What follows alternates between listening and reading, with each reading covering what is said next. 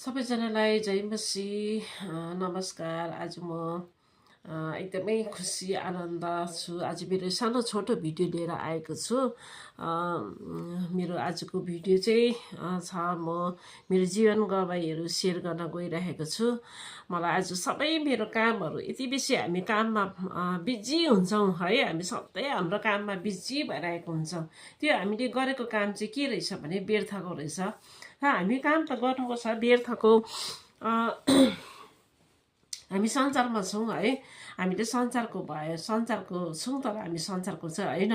तर हामी संसारमा हुँदाखेरि चाहिँ हामीले कुन चाहिँ काम चाहिँ अब गर्नुपर्ने है। हामीले हरेक कामहरू गर्नु चाहिँ हाम्रो के अरे व्यर्थकै छ रहेछ भन्ने कुराहरू अहिले म बुझ्दैछु। किनभने हामीले कतिवटा काम अब हामीले गर्नै पनि पर्छ। किनभने अब हामी खानु पिनु पर्यो, पैसाको कामहरू गर्नु पर्यो, काम गर्नुपर्छ। किनभने हामीले त्यो अलिकति हामीले त्यो समय उबारेको हुन्छ। त्यो उबारेको समयमा चाहिँ के गर्नुपर्ने रहेछ भन्दा चाहिँ हामीले अब फोनहरू हेर्छौँ अहिले त होइन। फोनमा त्यो कोले के फेसबुकतिर भिडियोहरू पठाएको, युट्युबहरूतिर, इन्स्टाग्रामहरूतिर त्यसरी भिडियोहरू पठाएको त्यो हामी हेर्दै कमेन्टहरू गर्छौँ होइन। अन्त मलाई पनि के लाग्छ भनेदेखिलाई अरूहरूको अब भिडियोहरू हेरेर हामी त्यसरी गर्छौँ। तर मलाई चाहिँ मलाई अस्तिदेखि नै मैले सोचिरहेको थिएँ म पनि एउटा जीवन गवाई म दिन्छु, एउटा सेयर गर्छु। आज कतिजना म जस्तो कष्टमा थियो होला। म पनि एक समयमा कष्टमा थिएँ, आपतमा विपदमा थिएँ है। अन्त म जस्तै त्यसरी परिरहेको होला भनेर अब मैले यो मेरो जीवन गवाइदिँदा कसैको आत्मा बाँच्छ भनेदेखिलाई म यो सेयर गर्नुको लागि चाहिँ मैले आजको दिनलाई सबै मेरो परमेश्वरलाई मैले सुम्पेको छु आजको दिन चाहिँ। र सबैजनाले मेरो यो भिडियोलाई सुनिदिनु हवस्, धैर्य धारण गरेर।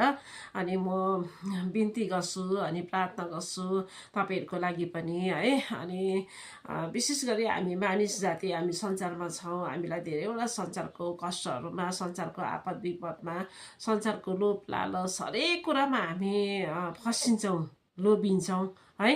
तर हामी त्यस्तो कुराहरूमा लोभिनु फसिनु चाहिँ होइन रहेछ। हामीलाई धेरै रोग कष्टहरूले मलाई एक समय सताएको थियो।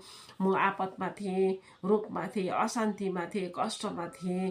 तर मैले त्यति बेला संसारको देवी देवता भगवान्हरू भन्ने जति सबै गरेँ मैले है। मैले यो संसारको लामा झाँक्री बुङथिङ भन्ने कुराहरू सबै यो देवी देवता भन्ने कुरा सबै मैले गरेर पनि मैले शान्ति पाएको थिइनँ। म कष्टमा थिएँ है। मैले कतैबाट म शान्ति पाएको थिइनँ। म दिनरात रोएर हिँड्थेँ। त्यो समय मलाई दुःख र कष्टले पुरा